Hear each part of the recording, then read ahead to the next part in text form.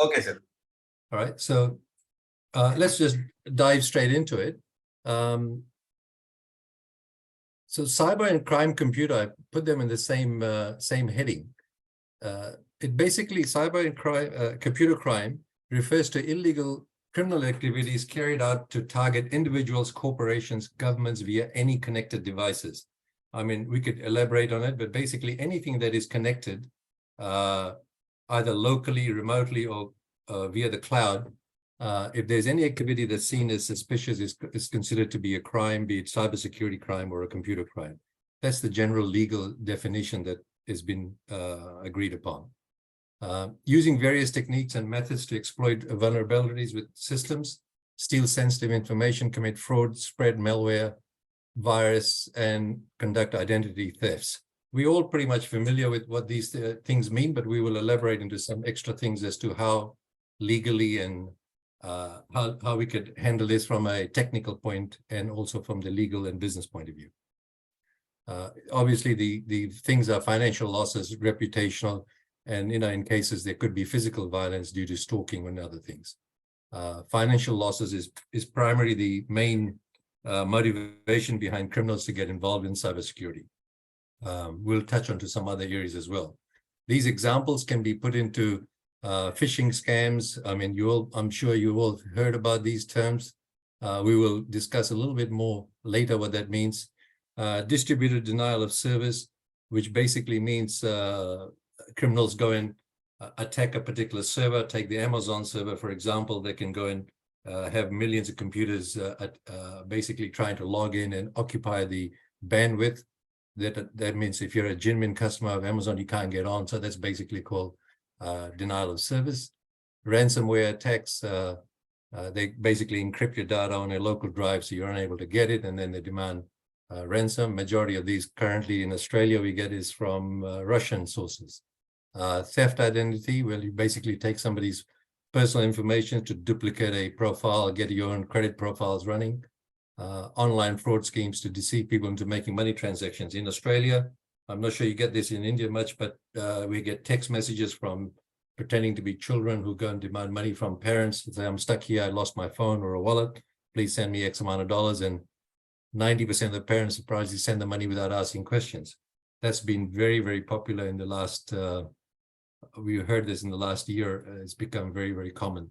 And I think the numbers were horrendous. We're talking about hundreds of millions of dollars have been lost in a year, just in that one particular scam.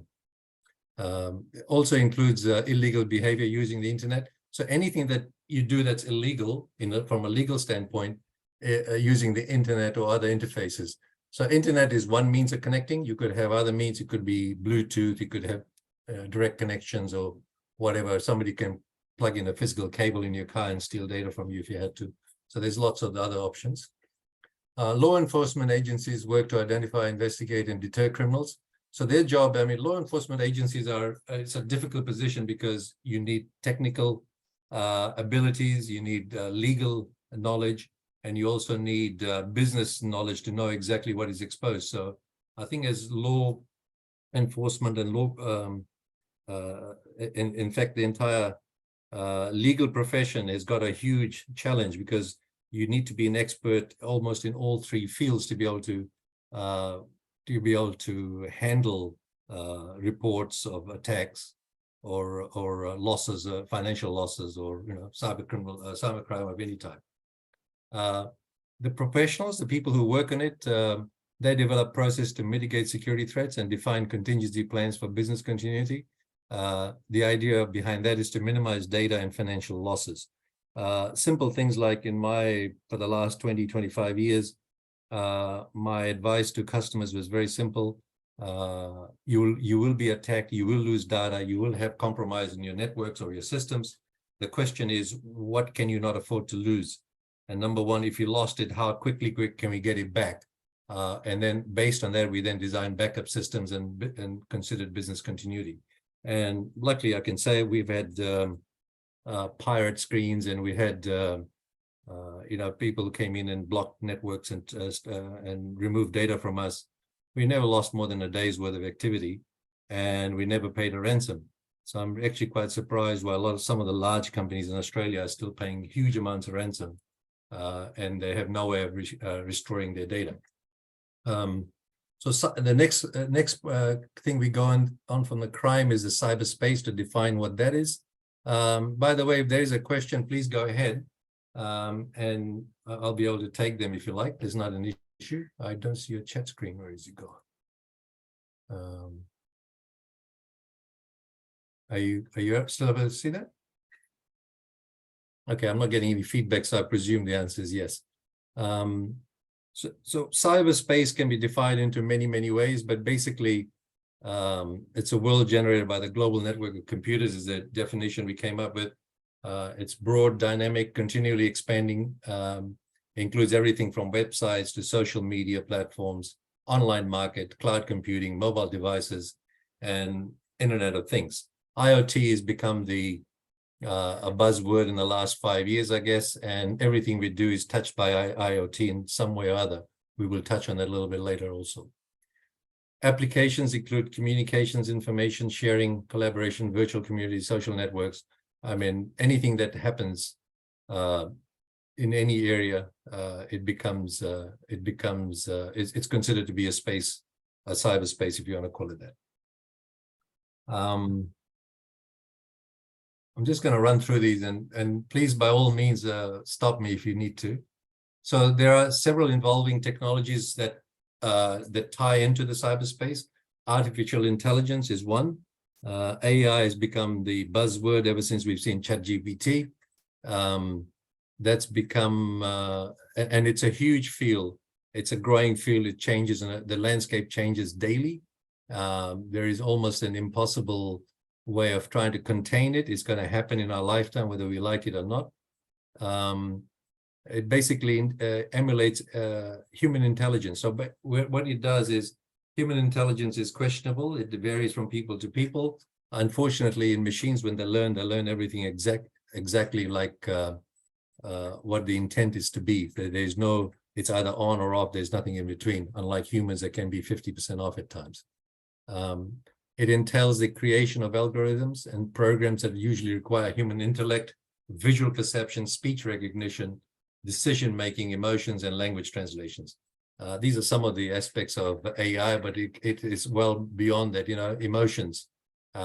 These days, AI can detect emotions in people, which is quite scary when you think about it.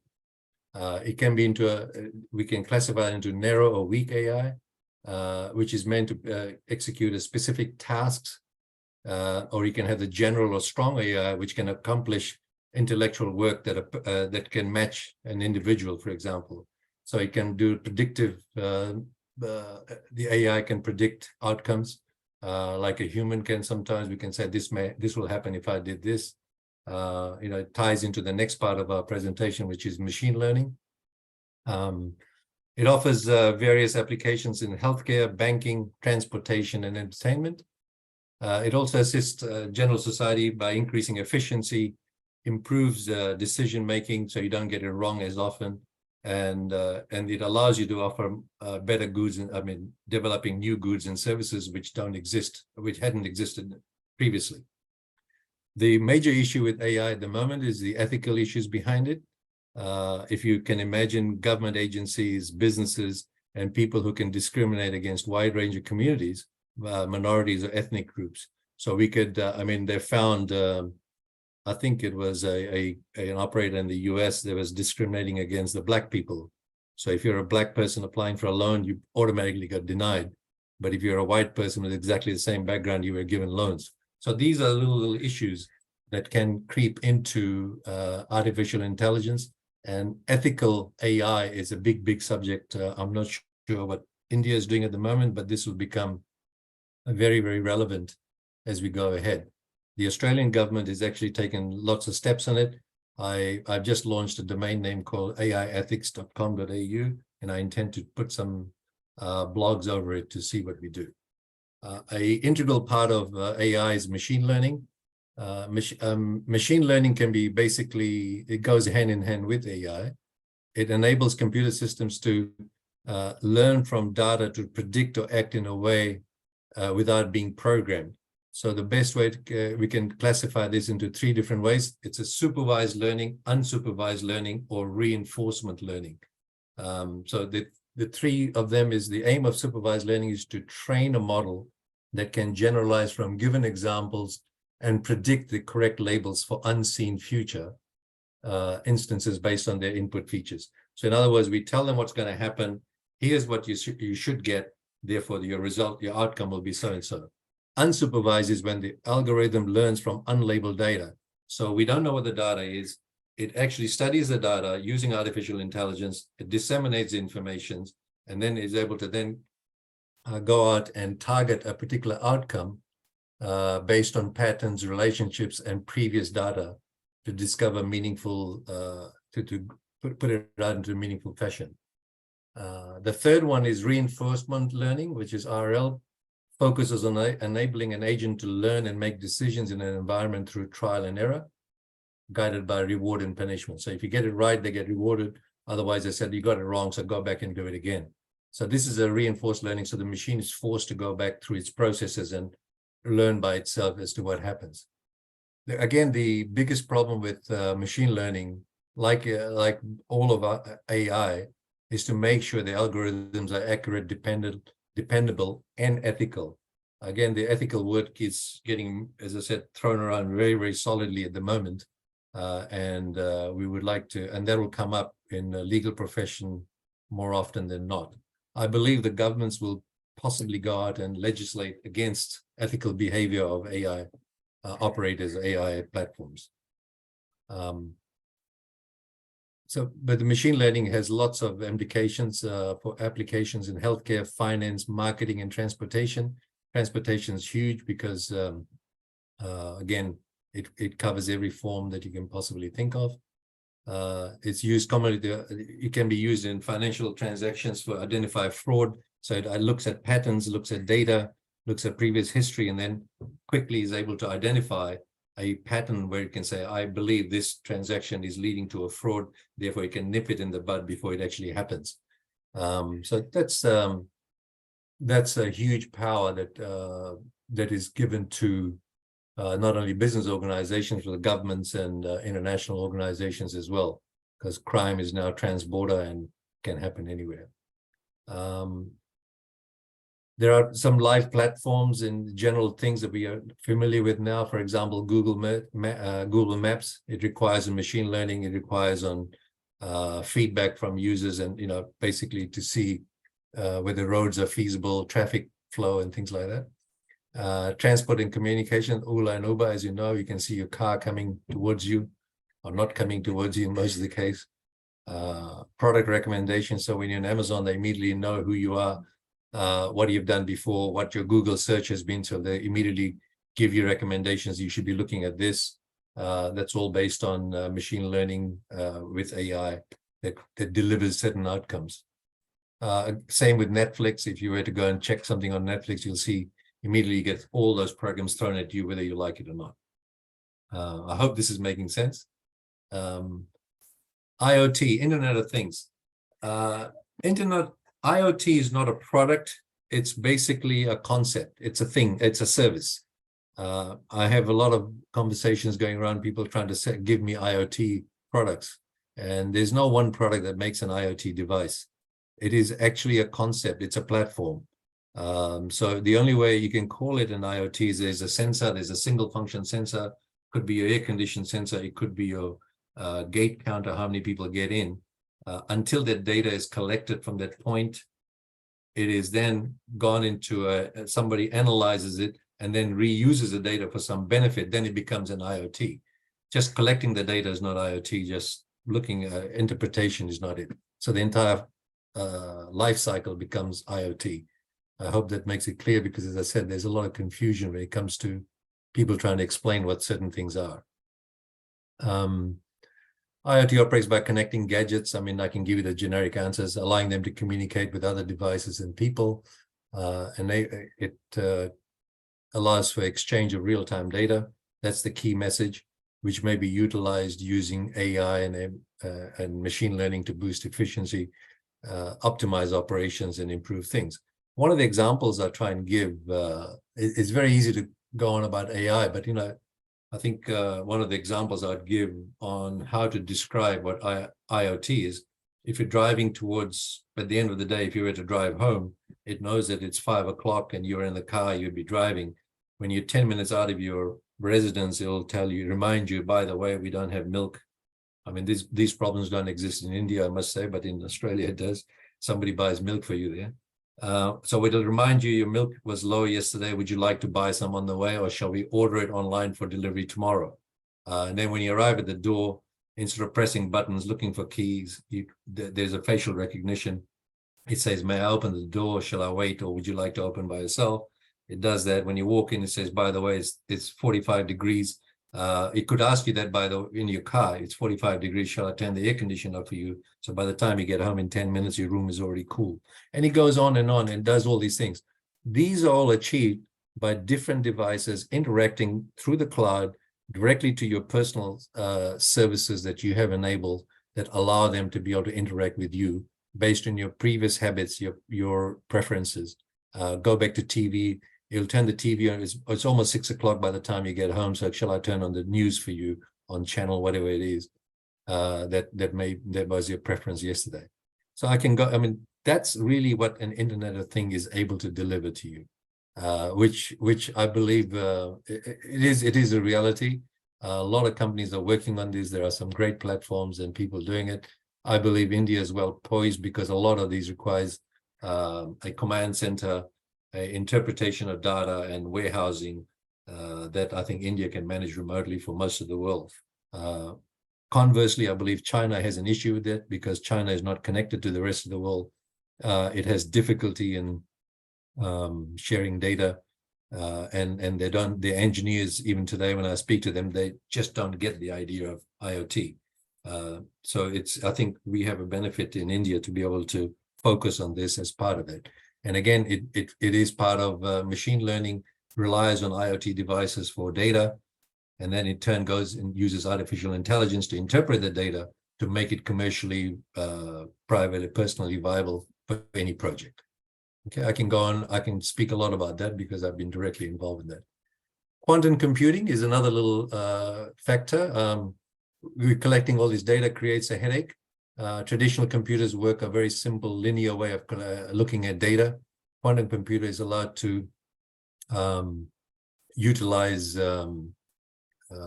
where it's called qubit quantum bits to be able to process multiple data at the same time, which gives you an exponential increase in work throughput. So the traditional server will just look at a flat platform. This is able to do in multi-dimensions and give you far better. It allows you for parallel processing, which gives you far better capacity to be able to handle the vast quantity of data that you get thrown at you from these multiple sources. If you don't have the speed of connectivity, you don't have the speed of response to the data, it actually gets wasted because like in an autonomous car, driving car, unless you can react instantly to obstacles in front of you, there's no point receiving the data 3 seconds later because it might be too late. So this is why quantum computing is vital, a key component of making all this happen in real time. Again, banking, drug development, weather forecasting, artificial intelligence are just few of the possible uses of quantum computing. It uses a lot of the encryption data that is generated. Again, if you have we used to have a CRC, very basic cyclic redundancy test data confirmation, but quantum computers use a very complex, large number of encryption data that is able to be done on the fly without having any delays. I mean, these were unimaginable a few years ago. Is what we can achieve today is quite incredible. Blockchain technology, I can give you a whole speech on this again. Blockchain is highly misunderstood in general. I'm not sure where the current exposure is to blockchain on a lot of the people, but basically a blockchain technology is based where it's a distributed ledger is the easiest thing that people tell you. What it allows you to do, there's a certain amount of security, it's tamper-proof, it's transparent data, and it can easily be verified down the track. The easiest way I describe it to a layperson would be imagine an Excel spreadsheet where every cell is an individual block of data that's only assigned to a particular user. And this user is authenticated using by its own keys. Nobody else has access to it, but it is once that Excel the Excel location is written into, it is not available to anybody else. But if you move from one location to the other using the approved keys that are available to you, then everything is updated immediately, and there's no delays, and there's no question about who owns it. The other key message on blockchain is it's like a SCSI drives used to be in the old days. A little bits of data is written on millions of computers or whatever, and it allows it to be, so like in a SCSI drive in the old days, if you had a block of 5 drives, you pull one drive out, everything else carries on going. In a blockchain, I think the number is 51% up will keep your data running. There's also that exposes you to a 51% attack. That's another issue. So blockchain is basically decentralized with no single point of failure or control, makes them secure, robust compared to centralized systems. These are transparent, immutable, means cannot be moved, cannot be shown, cannot be changed. Means that data added to blockchain is fixed. It's great for financial services, supply chain management, and ID verification and voting. The governments love this for voting systems. Let's see how that develops further down the track. I'm hoping this is all making sense to you without getting any feedback. Encryption technology, again, this is partial of, there's a symmetric encryption, which employs single shared key for both encryption and decryption. So in other words, you get one key for, it could be a 10 character long, it can be a 50 character long, it can be just simple words like the quick brown fox jumps over the lazy dog. That could be a symmetric encryption. The asymmetric ones are where they have two distinct keys. One is a public key that is available to a particular to the network, and the other one is kept private by the individual. Unless the two keys are matched, or they don't have to be the same. The two keys are recognize each other and acknowledge each other. You wouldn't get access to the data. This happens instantaneously, so there's no wait. This is why you need this high-end computing power in the background. So the encryption takes place on the fly, is without any dangers of delays and or drop-offs. Sometimes, as I said, it could be in healthcare, it could be in autonomous driving. These authentications will have to take place in fractions of seconds, so they have to be responsive accordingly. So they have different classifications of cybercrime. This goes into more into the legal points. Against individuals is one classification, I guess. So the examples are identity theft, online harassment, phishing, cyber stalking, ransomware, and social engineering. We will break into more of those as you go along, but I think you would have come across a lot of these terms and a lot of these environments on your daily lives. But let's just brush on some of them quickly and just to put a refresh on it. Identity theft is cybercrimes. It involves stealing personal and sensitive information via digital methods or physically. I mean, you could pretty much go and steal somebody's letter from a letterbox and create a cybercrime by going to duplicate the IDs. These breaches can be theft of personal information, exposing people to identity theft or other frauds. Other types of fraud. Identity thieves may use stolen identities to commit other crimes, other types of cyber crimes, such as ransomware attack or denial of service. So you'll see. So what I'm really saying is, a lot of the cyber criminals never use their ID, their information. They use a third-party stolen ID that even if somebody is to trace back as to the origins of the people responsible for the crimes, they will find that the person who has been clone is completely different to the actual perpetrator in that case. So the theft of IDs is become quite it's the way a lot of the crime is committed today on the internet. To prevent identity thefts, I think you have to have security measures, not only in the network, but individually. Strong passwords is a basic one, multi-factor. I think that's pretty much well known to every user of the bank, online banking, and everybody else who does it will be familiar with that. But this is a major factor in personal what do you call in cybercrime against individuals. Sorry, the other way around. Online harassment. I mean, I think India is quite advanced in the laws for this. I believe Mamta has jailed people for Facebook postings, I believe. So that's very similar. I think Mr. Modi has just recently won a case against some Rahul Gandhi for making comments, online harassments. I guess it was media can be online as well. But a cybercrime is someone is threatened, bullied, harassed through online channels, including messages, email, publishing defamatory remarks on social media, online platforms. I guess you can include media of any kind, releasing personal images or videos without victims' consent. Online harassment may significantly affect victims' mental health and well-being. This is a huge part of the thing. It can result in physical harm or influence the person's personal and professional lives. Online harassment sometimes employ anonymous or false internet persons, making it harder for the victims to identify them. I think it goes back to the identity theft. It's used quite a lot for personal harassment. It's a severe cybercrime with substantial implications, as we know, as per the cases that's been going. People have gone to jail for this already. I think India is probably more ahead in that. Australia, we haven't sent anybody jail for cyber harassments online that I'm aware of. Phishing, again, you're familiar with this. People who lost their bank cards or bank money from their account, they will know how that works. It is you basically get sent an email or a text message. They usually look like a reputable source, like a bank, and they ask you to get on there, and they steal your data while you're on that duplicate phony site.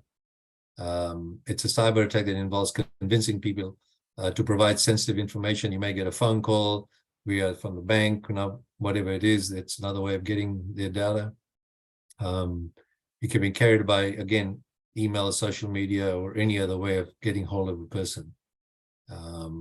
So it can be from social networking is a great way. You click into a link and you get into it. Early in the days, we went and told everybody, if you get anything that looks suspicious, do not click. The easiest one is like courier companies, DHL, FedEx emails used to carry a lot, but I think people have got wiser to it. It's very tempting to click onto a FedEx message to say, we got your parcel for you. But that used to be the majority of the problems in a network, and especially in a business environment when people are expecting parcels to come. It's very easy to fall into that trap and lose your data or get malware installed into your computers.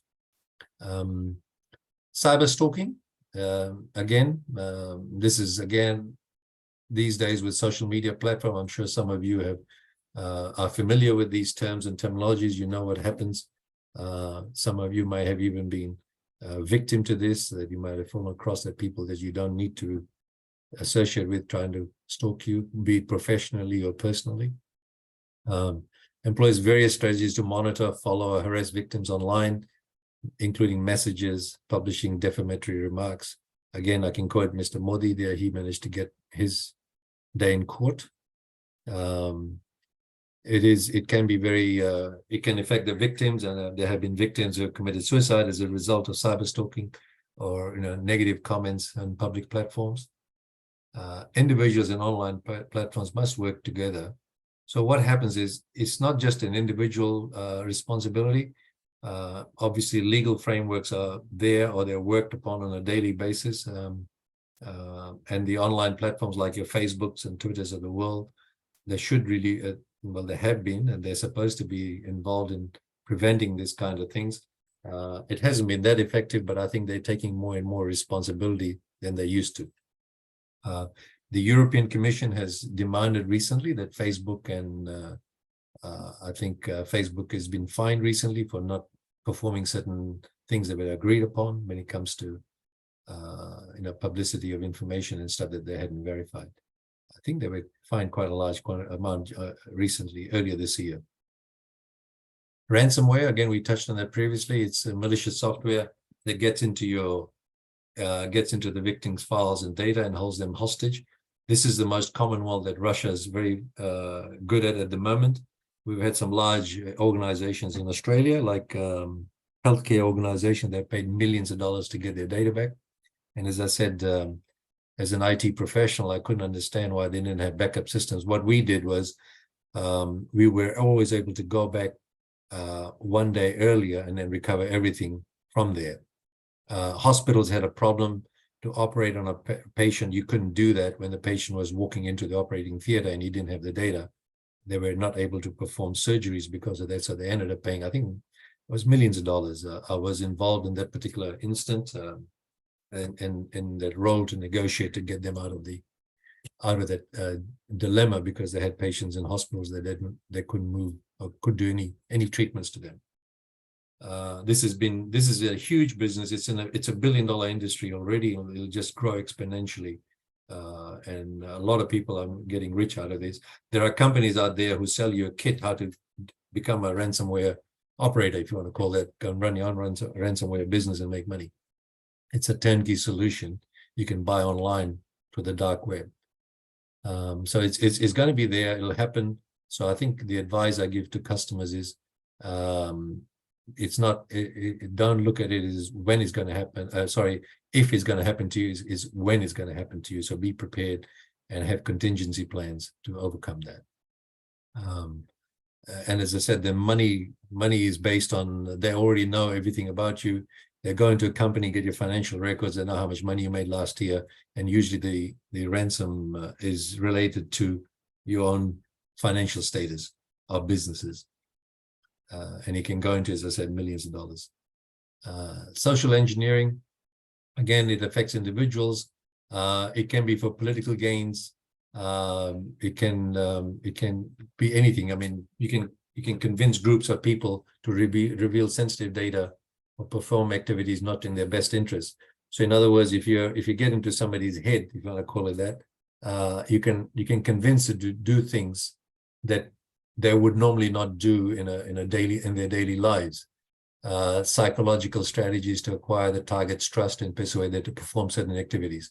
Once you have gained a trusted person, they'll give you the password, their bank details, or whatever else you want them to know. So this is what we class as social engineering. It can include all the different types of phishing, pretexting, baiting, tailgating. These are all terminologies that will come in different forms that takes place.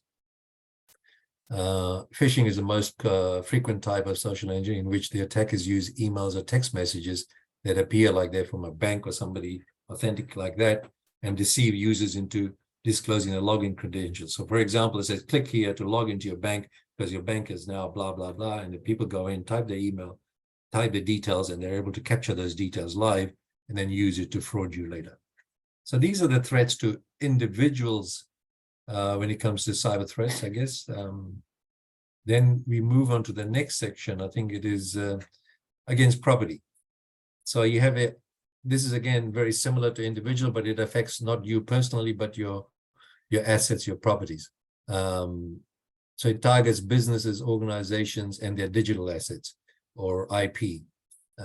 Some of the forms are obviously malware, denial of service, intellectual property theft, and cyber vandalism. And we can break them out into malware. Again, we worked on that. We describe what that is. It's a combination of the term malicious and software. If you combine the two, it becomes malware. So the idea is they'll send in Trojans, worms, ads, spyware, ransomware, whatever they can get into. Once they have access to your device, be it your phone, your mobile, your laptop, or network, they're able to write little, very simple things to either lock out users, steal your data without you knowing, or be sniffing it data as you're working on the systems.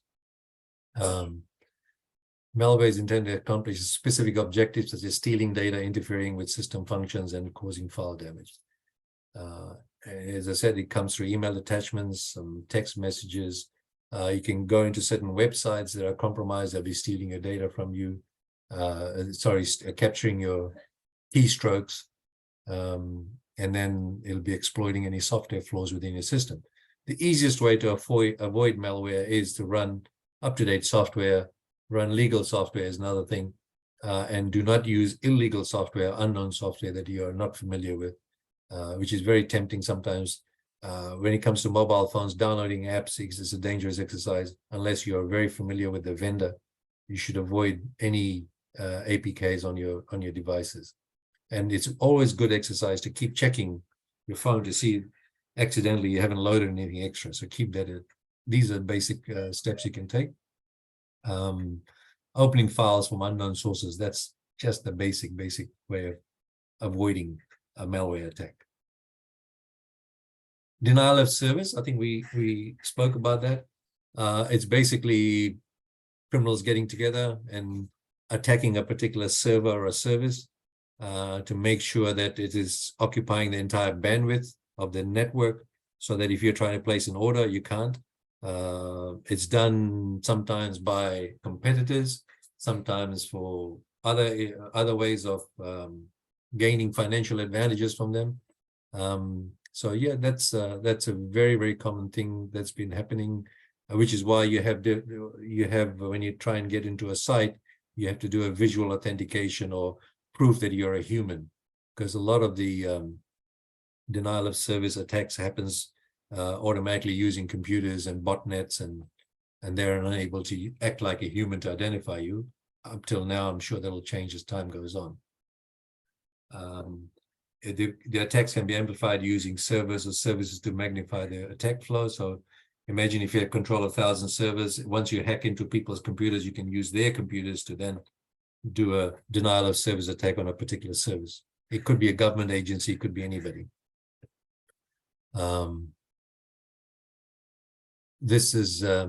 There are software systems, there are, as I said, there are systems in place that a lot of organizations are aware of it, they take care of it, but these are some of the things that we have to be aware of. Intellectual property theft, just like any intellectual property that we're familiar with, it's very easy to take creative work, inventions, company confidential information. It's again, it allows much easier. You don't have to break into people's offices anymore. You can pretty much get what you like online. And I think the law enforcement agencies are aware of this, and they're trying to. So if you look at the penalties for IP theft, you combine that now with cybercrime you're crossing over different barriers of the law, combining them to one offense. So I think this would be an evolving field, and you'll see more and more patterns come out of this as to what's going to happen. So patent infringement, again, take somebody's idea and sell it as your own. Copyright, we all know what that is. India didn't have very great copyright laws until recently. Music and films, everybody knows what a video VCR cassettes did to movies. Trademark infringement, again, it's very loosely managed. In most places, it's a very hard thing to do unless you're a multinational company with deep pockets. Trade secrets is some things you're working on. All this are exposures. All this exposes you further if you have an internet connectivity as opposed to a physical locked room that you're working on. We had a lot of businesses in the early days. The accounting systems were not even on the network because they did not like the idea of having exposed. But those don't work anymore because every accounting system I know, they're all cloud-based these days. So that issue is now that step is no longer available to people. Cyber vandalism is basically physically damaging or defacing any digital property. A website, people will go there and put in messages on your website that you didn't want there. It could be porn, it could be illegal message, it could be hate message, or whatever you don't want to identify with. So this is cyber vandalism, we call that. It's used to make political or social statements. There are lots. I think PETA was one. It attacks people and puts in dead animals in your screen to say you're killing dead animals, don't do this, and all sorts of companies that used to get attacked by that in Australia. Again, it can do a lot of damage. Reputation of companies. Imagine the users seeing images that are not familiar with your business. If you're a childcare company with a porn image on it, you lose a lot of business as a result of that. It can again be you can be avoided using the traditional ways of making sure that you have a sufficient firewalls, intrusion detection and monitoring systems in place. Companies are now offering you offsite online services for these.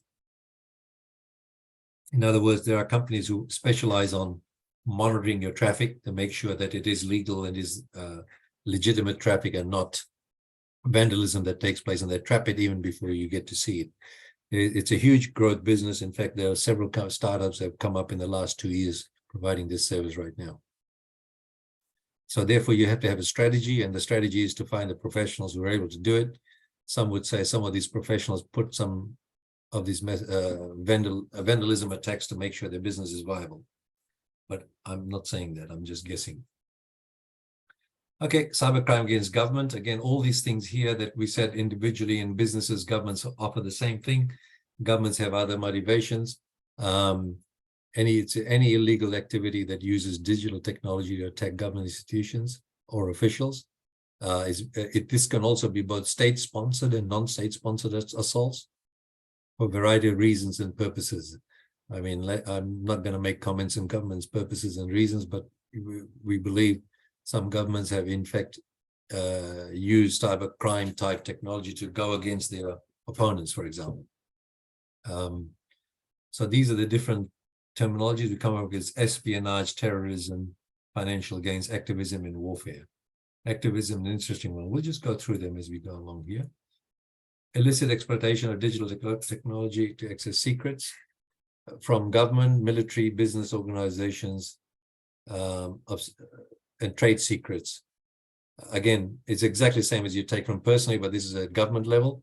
The goal of cyber espionage can range from obtaining military secrets to getting corporate competitive advantage. So I believe cyber espionage would happen between enemies of nations, Russia and USA, for example, India and its famous neighbors on both sides. Foreign governments, state-sponsored hacker organizations or business rivals seeking economic advantage or political edge are common cyber espionage techniques or reasons. Organizations should establish comprehensive cybersecurity measures. Again, software updates, strong passwords, and then using third-party monitoring to make sure these attacks are not available. Again, this subject has been around for a while, and a lot of organizations and governments are aware of it. As I said, some of this is done intentionally by hostile governments against each other, and it will continue to happen even more so. It'll be something that's not always possible to eliminate, but you should be able to monitor it and minimize it on a regular basis. Cyber for financial gain should be cyber crimes for financial gains. Again, we know all about this. Criminals steal money, personal information of individuals, corporations, and financial institutions. They have several schemes of doing this. We've covered them. Cyber criminals make transactions, unlawful transactions with stolen credit cards. They create fake profiles to be able to go into the black market. Ransomware attacks, again, this is a huge business and it's growing exponentially.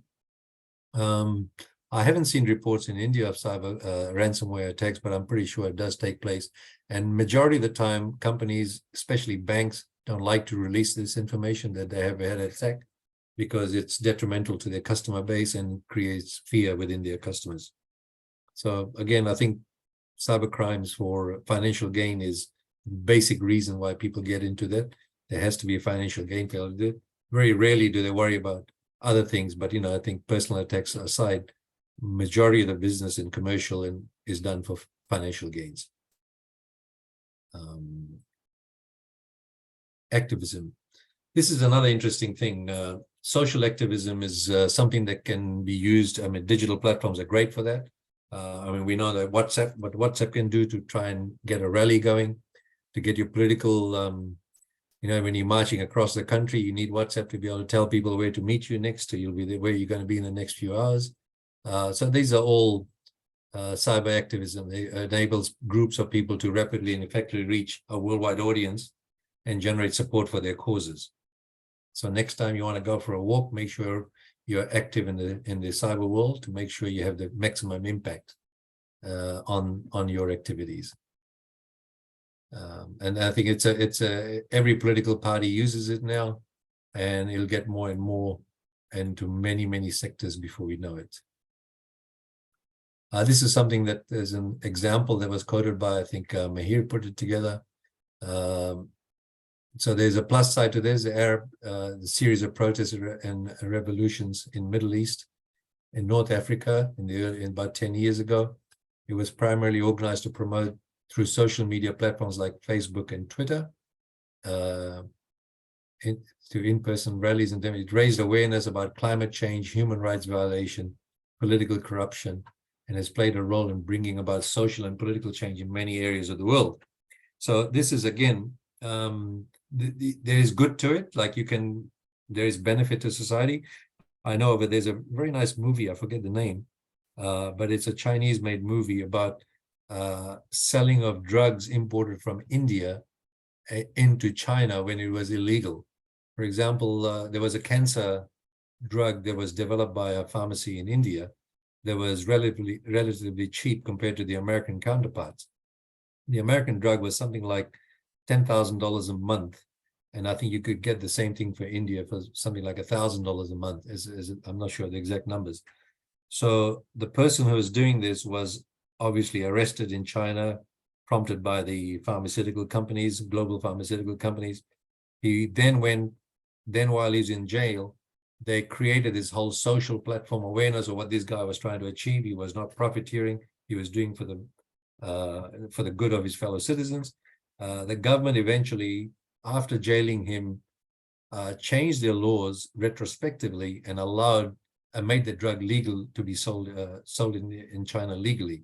It would have happened about 10 years ago, I believe, 5, 6, or maybe, yeah, it would have been 10 years ago that happened. So again, this, if you look at the actions, technology was used for some good in this case. And I didn't hear much about that in India, but I actually found this out in China while I was there.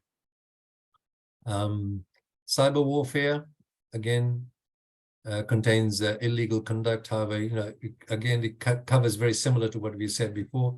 It can be based from nations. A nation can take a cyber war against it. It can be political parties against each other. A lot of military strategy will rely on cyber warfare, I believe. I don't think the idea of sending people with guns is going to be around for too long. I believe that the rest of the war is going to be based on digital and information war as opposed to physical war that we've seen traditionally in wars. So the next Mahabharata will happen using the cloud, I believe.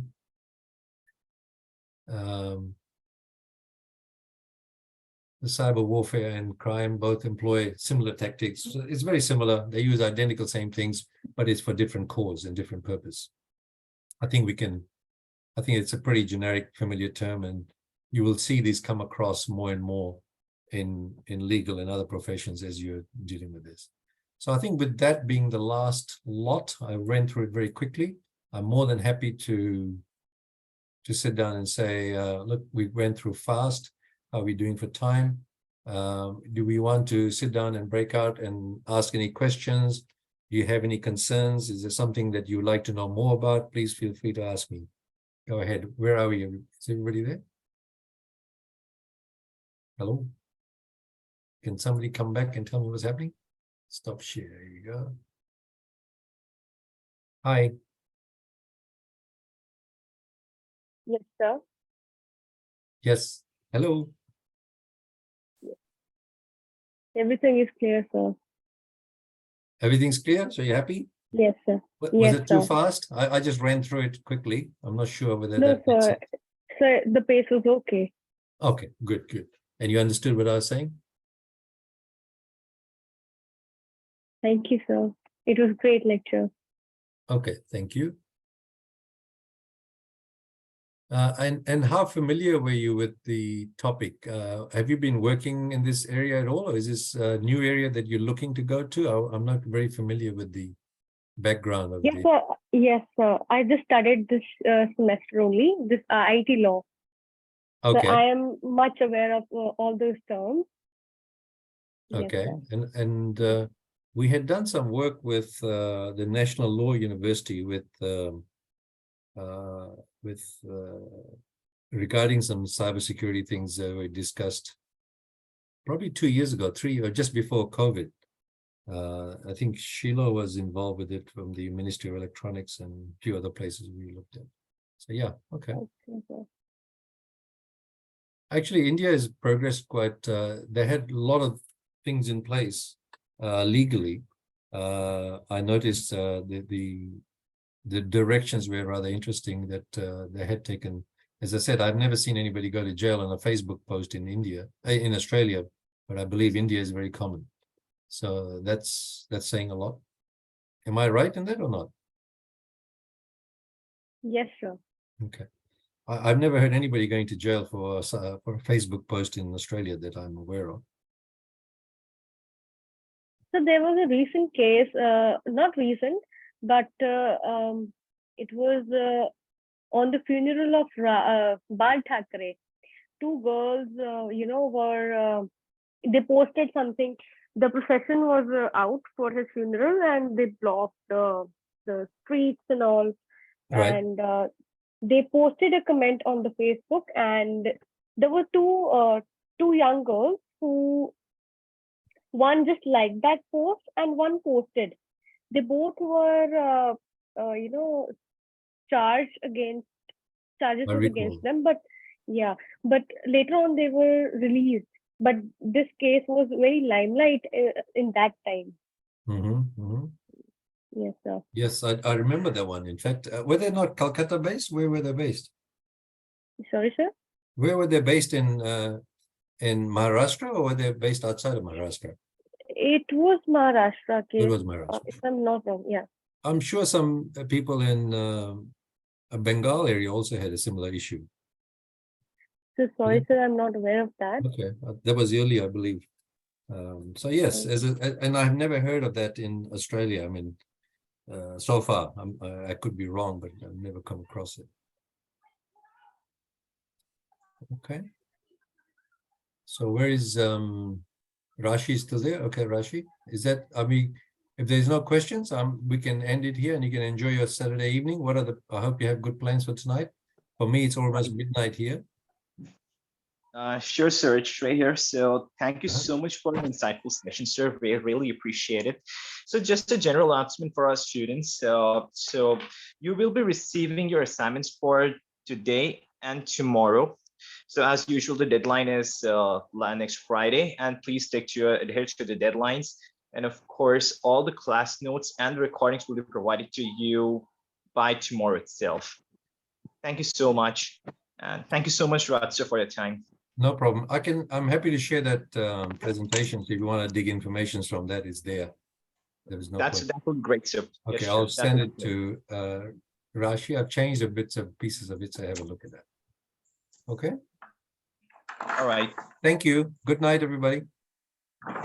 Thank you, sir. Bye-bye. Thank you, sir. Cheers. Have a good day, sir. Thank you. Thanks.